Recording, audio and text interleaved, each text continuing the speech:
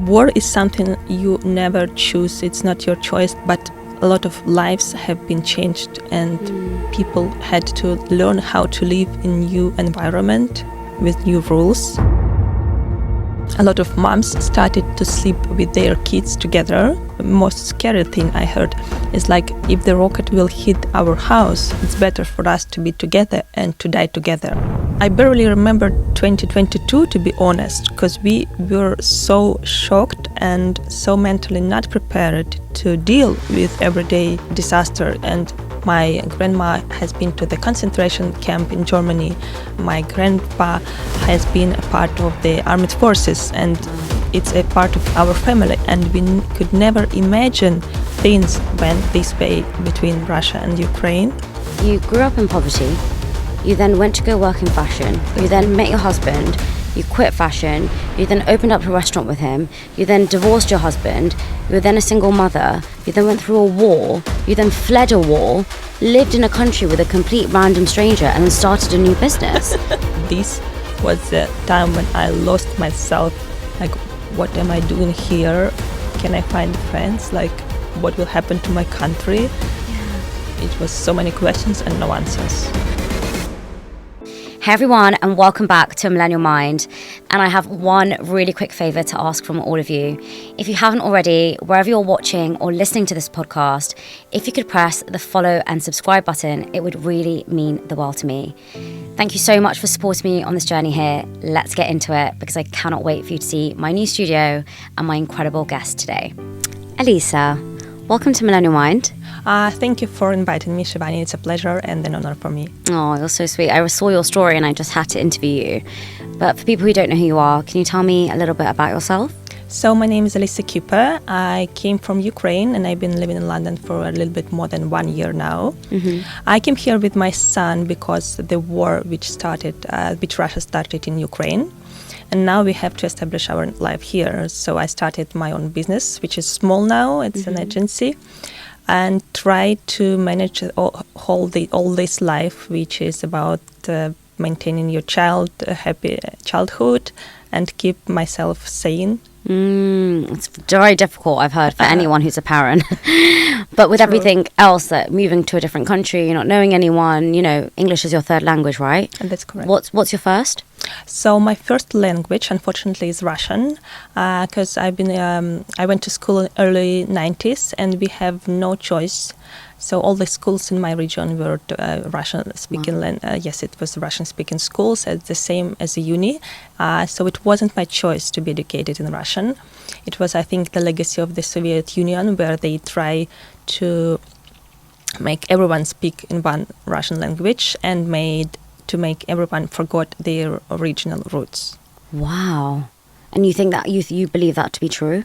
That's true, because they try to mix people from different part of the Soviet Union, so they can take a part of Ukrainians or Crimean Tatars and send them to Siberia to mix with different ethnic groups in the Soviet Union, and try to force us to forget the roots, to forget the language, to forget the culture.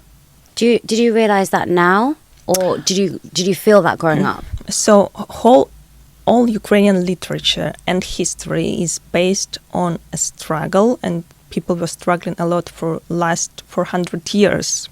When I was a child, I didn't actually understand why and what has been happening to my people back then. But war which started in 2022, it doesn't happen in overnight.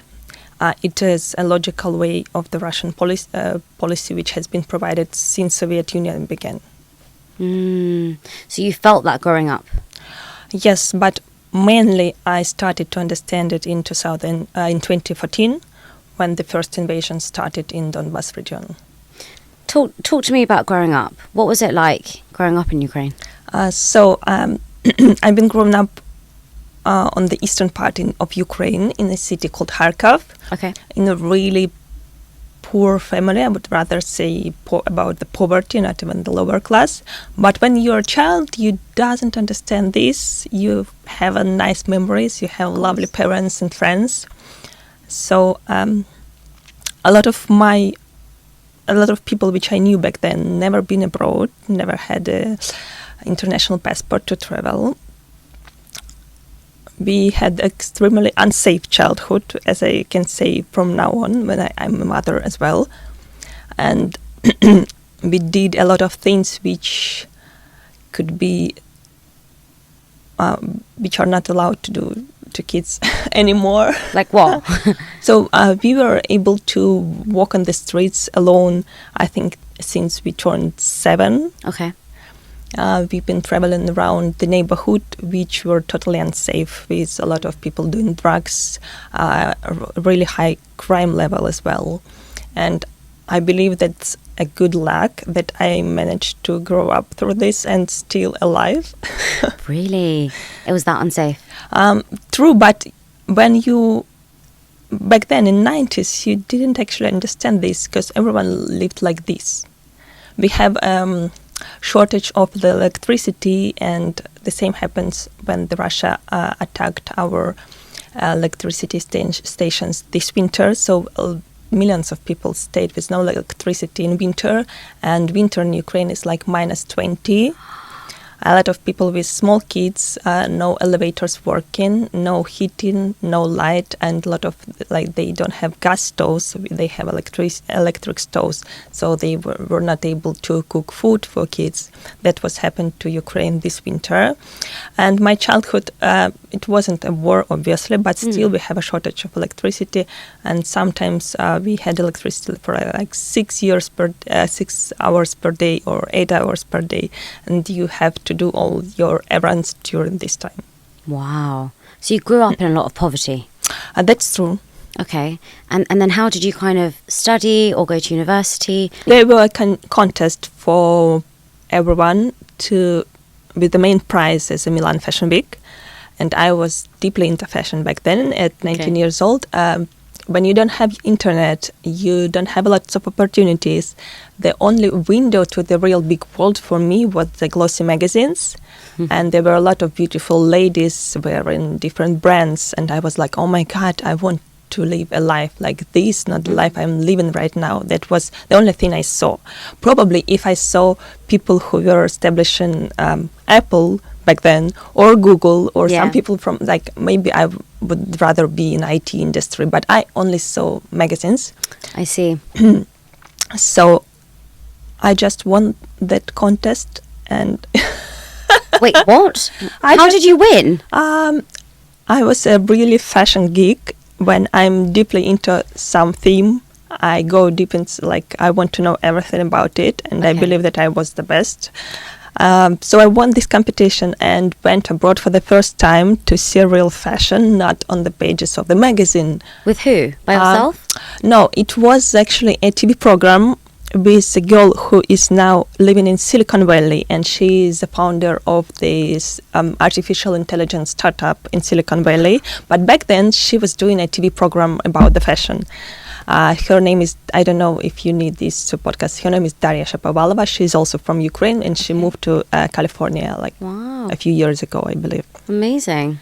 So, and it was first time I saw how can people live, how hard they should work, because my work approach was less. I wasn't overachiever back then. I was thinking that I'm working good enough, I'm fine. And I saw, so they've been working since the very morning when they just opened their eyes, and they ended up editing videos, making, like, not stories back then, but some, I don't remember, maybe it was a Twitter or some earlier socials. And I was like, oh my God, you should work so hard to this. And I went also to several speakers who impressed me with their attitude, because if you are focused on anything you do, you focus on this on 100% of time. You're reading the books regarding it, you're watching any content regarding this, you're not doing your work from 9 till 5. That was life-changing experience for me. So you saw people that were actually working longer hours, focused on one thing. Not only the longer hours, but also more passionate way. And they feel really dedicated to what they have been done. And they were real professionals, not somebody just like there were thousands of people who just came to the office to move the papers or to sit nearby the laptop, and I didn't want to spend my life like this. I love that. I think it's so important that you've said that, because so many of us think we just need to get a job, right? Even if you're doing a job that you don't necessarily like and you're getting paid a good salary, you're still not enjoying your time every single day, right? I think we forget that. I think I used to think that, well, you know, it doesn't matter because me doing my job allows me to do this podcast. But one day I realized I'm spending all my time doing a job I don't like and spending a little bit of time doing the thing that I do like. So why can't I switch those things over? And it takes time and it's not easy, but it's better to be doing something that you love and you're passionate about and you want to be up all night doing, rather than spending every moment of your life and wasting your time being unhappy. I can relate on 100% because I also have the same experience on this. When I was changing my career path and I decided that I want to make a bigger salary, so I had to move and do some things which I don't really enjoy. Right. But also it takes some time for you to understand this, and I think that's also goes along with when you became emotionally mature person, because when you're younger and you want money and you want to be in fashion, this all blinks into your eyes so brightly that you barely see what you actually want to do. It's so true. I think we rarely take a step back and think about what do we want. And as I've gotten older, I realised that time is my biggest asset. And so it doesn't matter how much money I'm making and in that time, even if someone offered me, you know, £1 million to go back to my old job, actually, I don't know, maybe I would say, you know, if someone wants you to use up your time to do something you don't want to do, that's actually the biggest waste, you know. So, okay, you won this competition, you went to Milan, and then what? Then I returned to work in my hometown, but I had a big dream to become a professional fashion stylist in a glossy magazine in the capital of Ukraine, which I successfully did. Yes, I was adventurous and curious, and I decided to fake my own portfolio first to become a stylist. Like I didn't have a portfolio, obviously, for a fashion styling. So I just used my friends, a photographer who was my friend, wardrobe, and we created something which were more or less looks like a fashion glossy. And I took this portfolio, went to my first job interview. There were an editor-in-chief and art director. So art director saw my portfolio and silently went out from my interview, like it was a really bad sign for me. She didn't like it at all, and believe me, no one will like things which we created. But still, I've been offered a job as a fashion assistant. If you saw fashion stories in a magazine, there are always some short subscription like a trench coat, Burberry, shoes, Gucci, dress, Erdem, and these small captions was written by me. Proudly written by me. Amazing. So you got the job with that company when the woman walked out of the interview? No, it was a fashion glossy Marie Claire Ukraine, and I was a part of the team of Marie Claire Ukraine. And I went all the way from the fashion assistant to shooting the very first cover of the magazine, which was produced in Ukraine. We did some great fashion stories, which has been syndicated to Marie Claire Turkey, to some different country, like to the other countries as well. Wow, amazing. So at this time, were you living away from your family? That's correct. I've been living away from the family, but still Ukraine is not so big, so you can go for a weekend to see your parents if you wish to. Okay. But I lost my mom at the age of 25, so it was quite soon. And she never met my son, unfortunately. Oh, I'm so sorry to hear that. That's fine. So how did you cope with that if you were living abroad? Well, you were living away from home, and your mum passed away when you were living away, or when you were living Yes, she passed away when I was living away already, and I was building a career of a fashion stylist. I think that's the worst thing which can happen to a personality, to lose your mother, because that's really important figure in your life. Yeah. I'm a person who have only one tattoo on my body.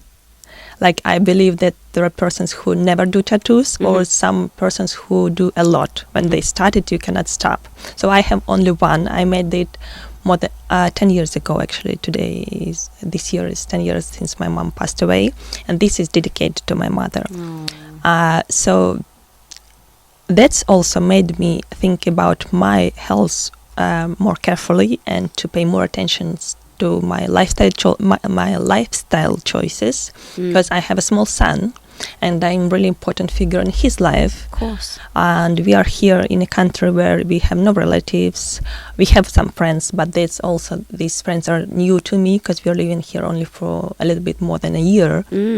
So I have to be focused on my mental health and my physical health to keep me healthy and strong to live long enough to protect him and to give them something in this life. Wow. So you were 25 when your mum passed away. Yeah, that's correct. Then were you still working in the fashion magazine? When did you get married? When did you have your son? I've been a passionate cooker, and I cooked a lot at home after the fashion shootings, and I moan a bit that when I will turn 25 or 30, I will quit fashion and start to be a chef. Oh. It was mostly jokes back then, but afterwards I met my ex-husband. He was starting a restaurant business from one small cafe, and I decided that this is the time for me to become a chef. So firstly, I've been involved in the social media in the restaurant business, so it's not like that let's go together and cook alongside on the kitchen. Yeah. I've been doing social medias since the very beginning of the era of Instagram. Wow. And we started to do it it was first collaborations with influencers when it was not paid a huge amounts of money to them. You can just invite a blogger to the restaurant. You can please enjoy the food and drinks and everything, and you will have a review and you've been tagged, and it was more easily back then. So we were the first, it was our first steps in social media, and we created accounts and growing communities through social media around the restaurant industry. And you quit fashion at this time? Yes, I quit fashion. I think it's at the very beginning of our relationship. I moved from the capital to the southern part of Ukraine. To build my family and to build a restaurant business, family restaurant business, and to have a child. And the craziest decision back then was when I was already pregnant to go and study to be a chef as a professional, not a passionate home cooker, but as a professional. And it was 5 to 6 days per week. You always on your feet, and it's really this work really drains you off. It took so much physical labor to be a chef, and I was crazy enough to do it when I was pregnant. I don't know what I was thinking about. But the pregnant women sometimes made unreasonable decisions. So I opened my very own first place, which was about the Thai cuisine, after a trip to Thailand somehow. But as long as I was pregnant and I was shortly due to see my child, I wasn't capable to do both these things, to be on my maternity leave and also be a chef at a small place. So it was, I think, my first fall as a restaurateur, because at this place we closed after 6 months. It was established. Really? Yes, but it was really painful for your ego. Of course. Because if you just finished your culinary classes, you become a chef, you're waiting for a child, and that would be a great achievement to have alone. How can you do this? You can run a restaurant business, you can be a mother, you can do everything and still look sexy and hot and smile to everyone, not being a crazy lady who is barely sleeping. But this is not true. It doesn't work like this. When I see younger moms who try to put themselves to lose weight faster after they give birth to their kids, please give yourself some time. I didn't have this time.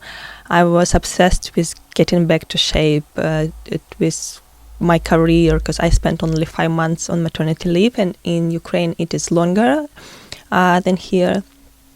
And for me it was hard to stay at home. I've been always career-oriented person, so we started to work alongside with my ex-husband. So I believe that this idea of doing everything together is so incorrect. Really? But what I observe here is people tend to give birth later when they are financially stable, to live for a year at least, to spend with the child, to give yourself some time, because it's actually a shock for a person.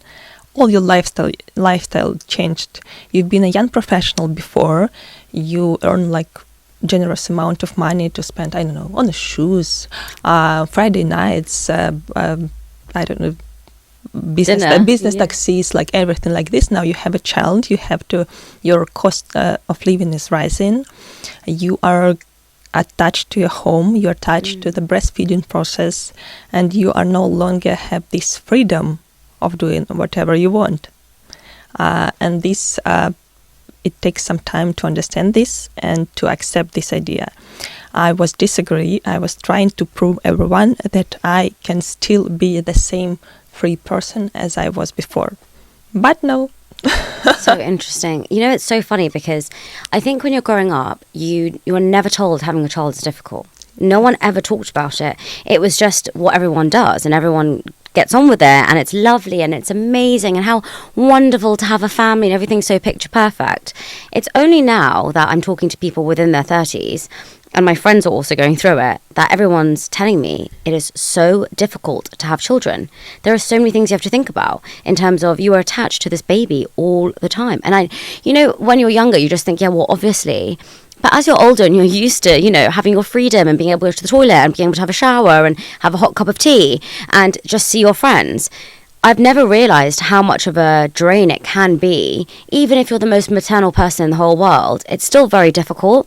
And I think more women are voicing that concern right now around how hard it is to actually start a family, especially like you said, in this cost of living crisis where everything is so expensive. It's never really taught to you that you have to save up to have a child. You have to be in a really financial position to be able to actually say, yeah, we should have a child. Your whole life you're just taught, use contraception because you shouldn't have a child. And when you're older, people are saying, well, it's very difficult to have a child and you have to try. I can agree that it is really hard to be a parent for a good parents, because I believe that means that you are putting enough obligations in this role, and you feel like you are obliged to do certain things to a child. That's first thing. And second thing, that's a good thought to think about. Like we heard a lot that you have to save for mortgage, probably for down payment to buy a house, but it's never been told how much money do you have to spend at least for 18 years of raising a kid. So true. If you want to go, I don't know, in Ukraine we've been attending, my son has been attending a private school, and it was a little bit cheaper than the cost of private schools here. And if you want to go to a uni, you had to, at least for some time, if you are capable, to find a secondary school which can provide a higher level of education for kids. Of course, the education is free to everyone, but this rate raise among the parents, it begins before kids even has been born. Because if you want to go to a good primary school, you had to put yourself in a list, otherwise you won't get a place. If you want to switch the school, the pricing for houses around the good state schools are higher than the average house price near the schools which consider to be a little bit worse than the previous one.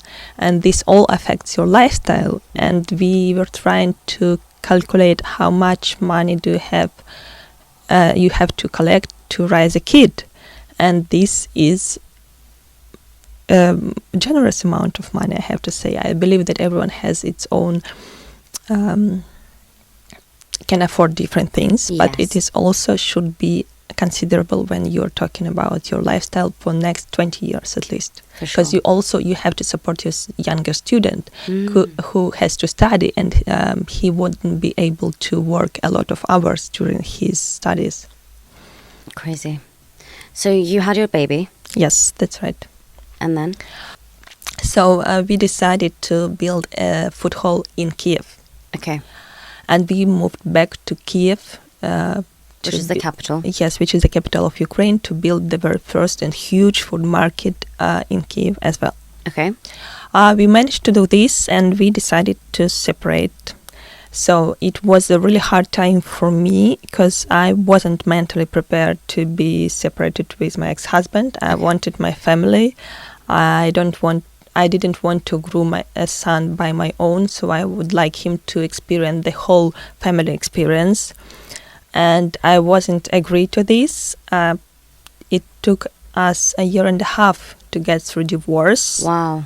It was a really long and exhausting process. And back then, I had to build a culinary school on the food market. So I was a chef, and I was in charge of some menus. So I decided that I can do offline culinary school on the food market.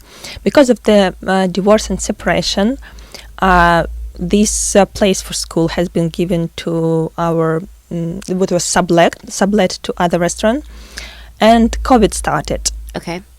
That was the golden era for the online education process, because everyone stayed at home. So as long as being a part of the restaurant industry, I've been doing a food blog just for a pleasure. It wasn't like my full-time work back then. And I started to develop it more the last year when we were like all the things went bad with my ex-husband. So I put a lot of passion and effort into my blog, and COVID started. COVID was a perfect thing for all online education because people unfortunately has been locked at home. They had more time to do some things at home, and unfortunately you are with your kids, with husband, which you probably only saw in the morning, and in the evening you didn't spend so much time together. You have to eat, of course, 3 to 4 times a day, all the members of the family. It's not like kids having lunch at school, you can have a lunch at work. No, you have to feed the whole family. And we started to do the culinary school online. It was based on my blog, and it has extreme success back then. My core product in online business that I created a system named after my name, which helps you to make your kitchen routine more easier. Because in Ukraine, the society is not like the women has to fight for their rights still, and most of the chores are on women. We had to cook, we had to clean, we had to do everything at home. Right. So my idea was to make the things easier for women, to create system which helps you to save time on food shopping, to do the preps which help you to provide a fast decisions for dinner, which doesn't require a lot of time and still remain healthy. So much was to unpack there. Yes, right. So, you grew up in poverty, you then went to go work in fashion, you then quit fashion to be with your husband, started a restaurant, then divorced your husband, then started a food blog, then started an online business, and then went through a war. That's correct. And now I had to start again in London with the agency, and I am so tired of starting over. Well, I don't blame you. So let's talk about that. So for people who don't know much about war and don't really know what happened, can you tell us a little bit? So how did it all begin? I barely remember 2022, to be honest, because we were so shocked and so mentally not prepared to deal with everyday disaster, you see. And the only vision of the war we had is from the history books from the World War II. And we had the idea that these things may never happen again to our generation. And because my grandparents, they've been fighting during the World War II. My grandma has been to the concentration camp in Germany, and she is a survivor of the concentration camp. My grandpa has been a part of the armed forces, and it's a part of our family. And we could never imagine things went this way between Russia and Ukraine. For me, it started in January because I returned from my holiday with my son, where I had a great time. I didn't pay any attention, and I was doing an informational business, because online culinary school is something that's information you sell to people. And we've been reading news from Ukraine and from Russia to understand what is happening, and the level of anxiety in our society was so high that people do not speak nothing, like any other topics were not on the table. When you meet your friends, when you meet just a girl you just know, you just went for a coffee with somebody you know in a supermarket, everyone was talking about if this is gonna to happen to our country or not. And I wasn't ready to understand how to manage with all these things, because I'm alone with my son. I've been reading a lot of things about how do people evacuate, how could things happen, and I was like, I could not do this. I would my nervous system, I don't have enough gut. Actually born in Ukraine, started in 2014 when the first revolution happens. We switch our president to the legitimate one, and Russia disagreed to this because they want to support regime in Ukraine. Fine. I was a real fighter back then. I've been on the Maidan. I worked as a translator to international press. We went to places where people were not allowed. There were borderlines and barricades where people were actually dying for our rights, for freedom. Wow. And I went as a translator back then. It was 2014. I didn't have a child back then, and I was more brave, and I felt more free, and also I was a real fighter. Right. But when I became a mother, and also my mom passed away, as I mentioned before, I understand that I must keep myself healthy and long-living person, because I had to take care of my son, and that's my main priority right now. So I could not be I really appreciate people who could go to the occupied territories, who could volunteer, who could bring medicine and do a lot of things they do just because they can. I understand that I am not that brave enough, and my child matters everything to me for now, so I had to keep him safe. First we went to France, and at the very beginning of the war, everyone was thinking that that's something short term, that we should wait a week or two, wow, or three, and it will all end it up, and we will just return to our normal life. And we have even this joke, because this thesis about 2 to 3 weeks of war, 2 or 3 weeks passed, and again we had to wait for 2 or 3 weeks, and it was we've been heard this a lot from the screens, from part of the government, just 2 or 3 weeks and everything will go to normal, and it doesn't. And you cannot accept that the things are changed and the life has changed. It's like having a child, but I think it's not the accurate. Yeah, of course, it's not the same. Yeah, it's not the same, but also when you're having a child, your lifestyle and the world you live in changed, but in a good way. Yes. War is something you never choose. It's not your choice. It was Russia's choice to invade Ukraine, but a lot of lives have been changed, and people had to learn how to live in new environment with new rules. So you're not allowed to be on a street first from 9 p.m. until the morning. Wow. Now it depends on the city. Some cities are from the 12 a.m. until the 6 a.m. You're not allowed on the streets. You cannot use your car. You cannot leave your house. Some troops can try to invade during nighttime, and they were trying to go to the government district. It all happened at night, and a lot of sirens happen at night, and a lot of shelling happen at night. Unfortunately, things also happen during the daytime, and people feel unsafe. It's like the basic need, which is not covered now. You're in constant anxiety that sometimes next rocket can just be at your house. And a lot of moms started to sleep with their kids together. And the most awful thing, most scary thing I heard is if the rocket will hit our house, it's better for us to be together and to die together. So they are sleeping with the kids who are elder, not only like the newborns. They all sleeping together with this idea. And this is so painful for me because people, it's so deeply inside people's mind, and we've been witness of so many deaths, because I think it's also the impact of social media and that everyone has a mobile phone, that you cannot cover the crimes. When the World War II happened and the archives of the concentration camps were released, it was a shock. No one can believe to this, because no one can see it on a daily basis. And now you can see it on a daily basis, and Ukraine is a small country. You have friends from all over the Ukraine. Yes.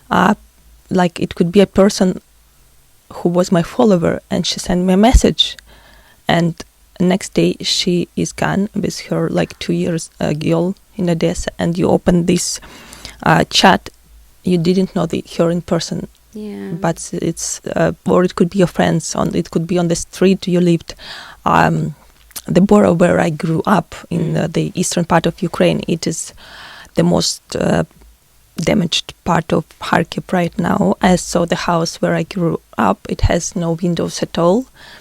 I saw the school I used to, my primary school, it's also partly damaged, and it's considerably as the most dangerous part of the city right now, because it's the closest to the Russian border. So how did you escape that?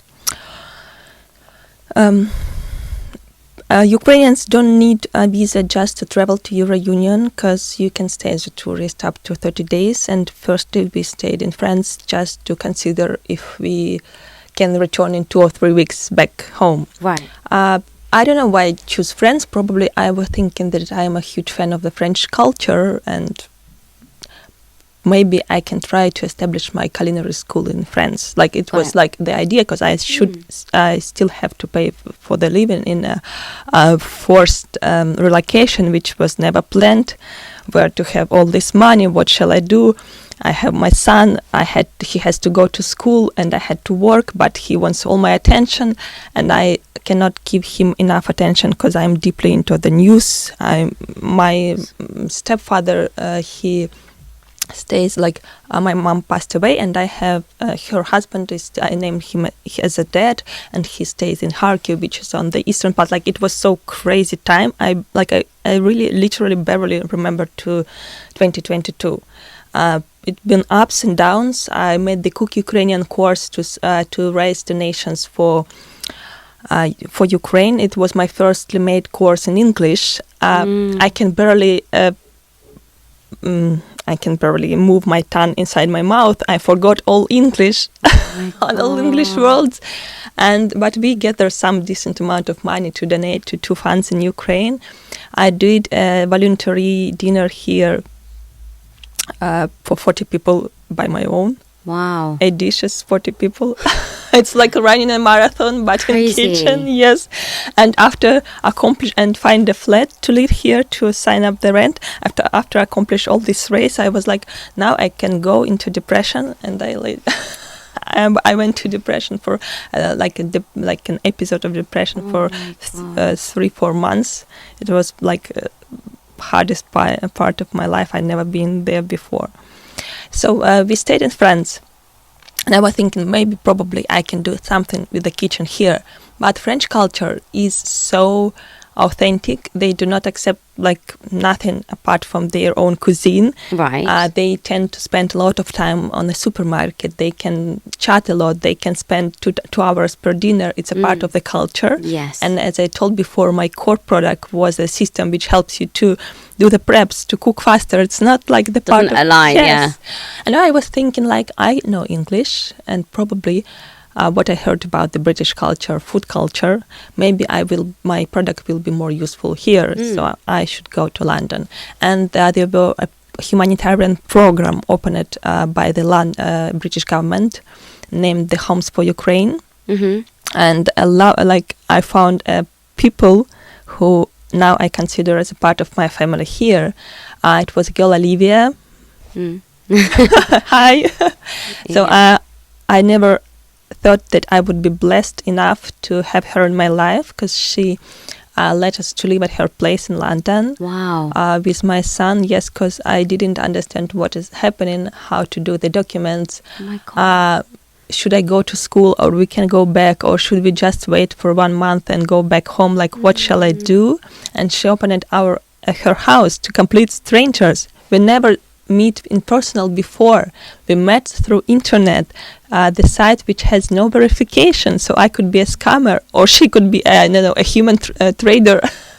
Both of us were at some sort of risks, and we were lucky enough to have each other in our lives. Was she single? Was she living with a family? Or she is single, but I also met her family who supported her in this decision, and they spent so much time with my son. And they even we went to Christmas to meet them on Christmas, and they made a huge a lot of presents to my son. It was so touching, because I was like literally crying when I was watching afterwards on my iPhone, because that's the people who never know me before. They opened their house for me.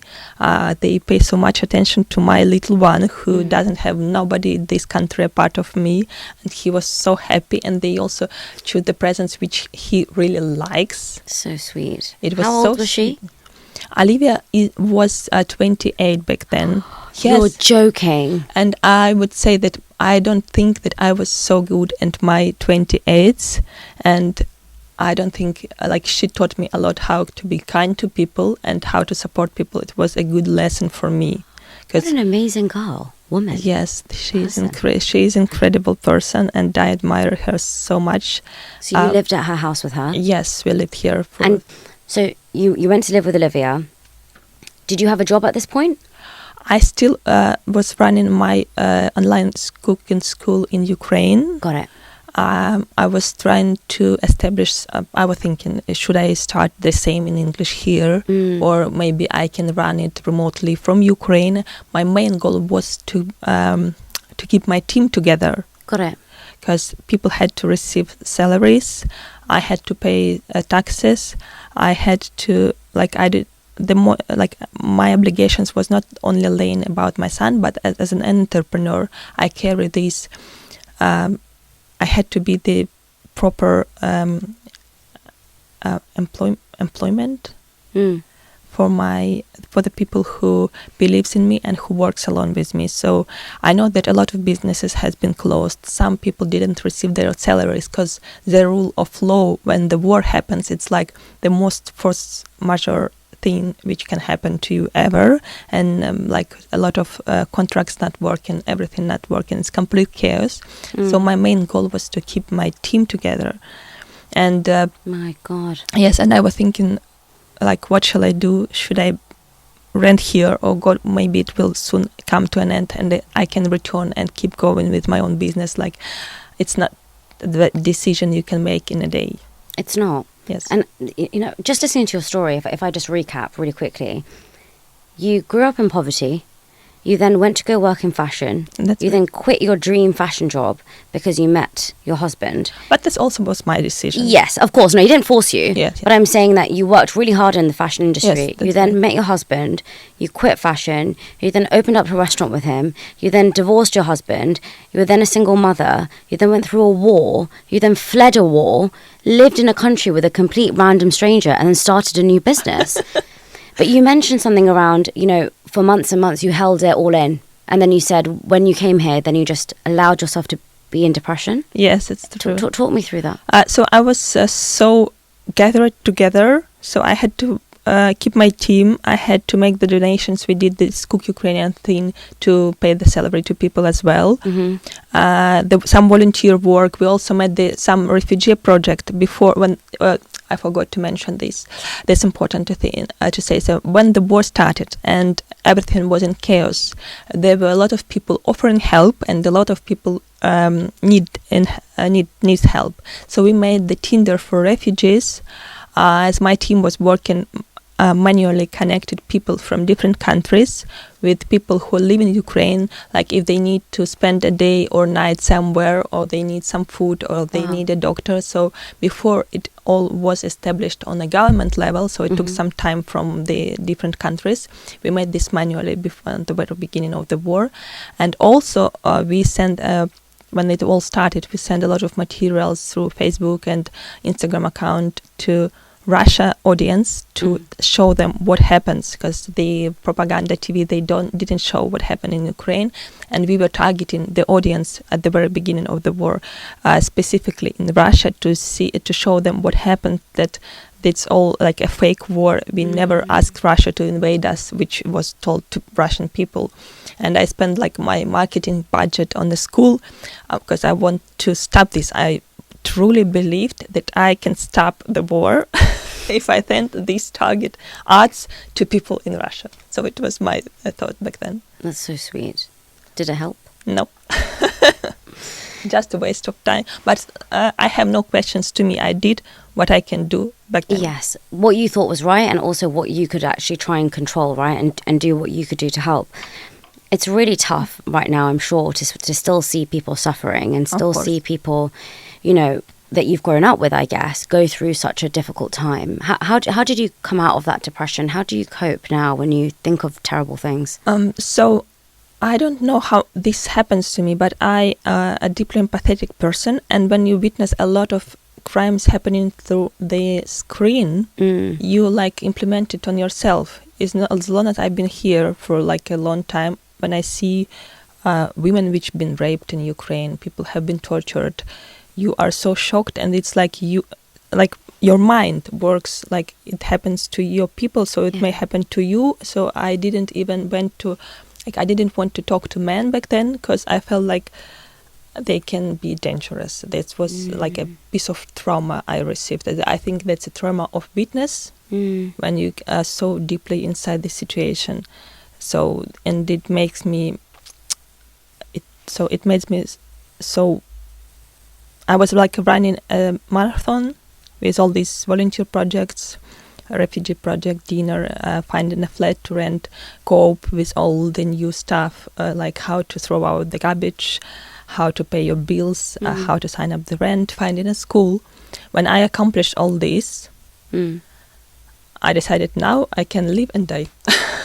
Lay down and die or something like this. So these school holidays begin. I was with my son, and lack of people I know, lack of socialization, and I was barely socializing. I didn't respond to emails, to people, working emails. I don't know, my team somehow worked on a course which is like my business continued to work, but I don't know how did they manage to do it. I was totally uninvolved back then, and I believe that this was the time when I lost myself as a person completely, because I lost my identification. Either I am Ukrainian or I'm a refugee. I don't want to be a refugee. I don't want to put a label of the refugee on my head. I am still a person I've been before. I've been through different difficult times. My divorce was not a sweet experience at all. I learned a lot from this. Like, what am I doing here?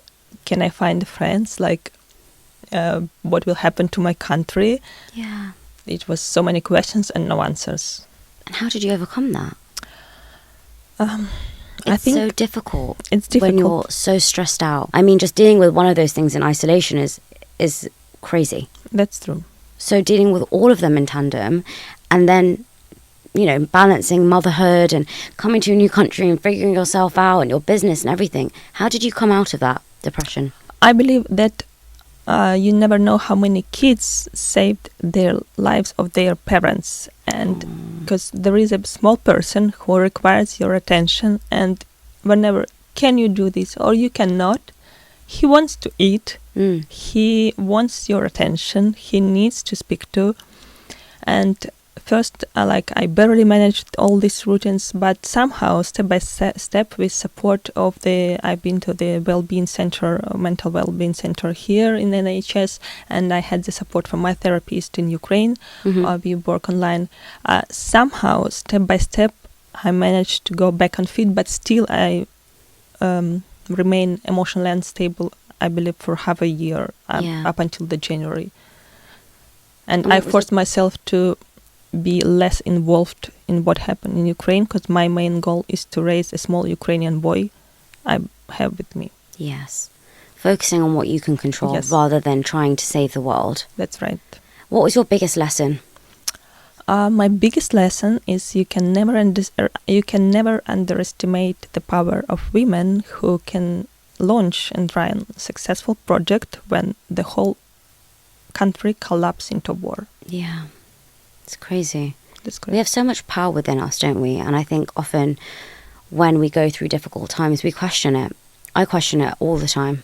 You know, am I good enough? I don't think I'm going to do well. You know, I'm not actually very eloquent in this element, or, you know, I want to give up, or whatever it is. We can very quickly doubt ourselves and very quickly, you know, diminish any power we have within us. But the number one thing to focus on is what can you control? What can you do today? And, you know, what you said around those stages and those steps, it's not a transformative period that one day you wake up and you think, oh, I'm out of depression. That's right. It's also not that every day you're going to make a big move. It's not every day you're going to make a really big jump in a specific area. It's not every day you're going to grow dramatically within your business, whatever it is. It's all about those small steps, and it's actually all around the inconsistencies is what I've realized. One day you might, you know, do something really small and that's the biggest win of your day. And the next day you might do something really big and that's the biggest win of your day.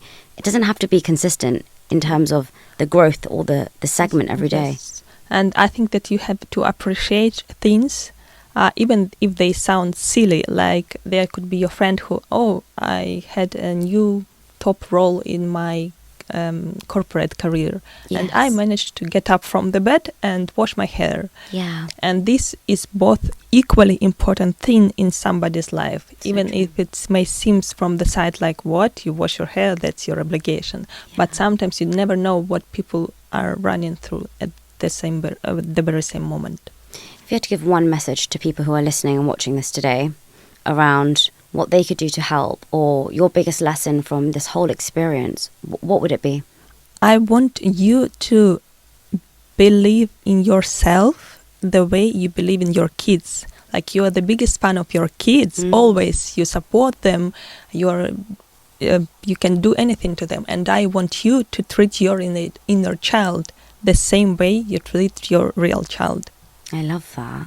It's so nice. And for those who don't have children, if you have, you know, nieces or nephews or, you know, a best friend or something. You always love your parents as well. And I believe that you love your mother and you want the best for your mother as well. And I want you never criticize yourself and never put yourself down. I want you, like, you know, if somebody will argue to your mother, you want to protect her. Of course. And I want you to feel the same way to yourself. I love that. That was so nice. Thank you so much for coming on and sharing your story and being so vulnerable. I really appreciate it. Thank you so much for inviting me. It was a pleasure to be here today. Oh, thank you, Alisa.